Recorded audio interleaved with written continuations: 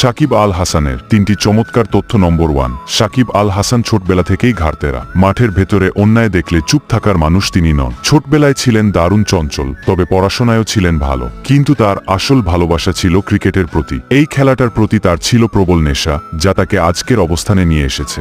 নম্বর 2, বেশিরভাগ ক্রিকেটারেরই কোনো না কোনো আইডল থাকে, যাকে দেখে তারা অনুপ্রাণিত হয়। কিন্তু সাকিব ব্যতিক্রম। তিনি কখনোই কাউকে নিজের আদর্শ হিসেবে দেখেননি, বরং নিজের মতো করেই নিজের পথ তৈরি করেছেন।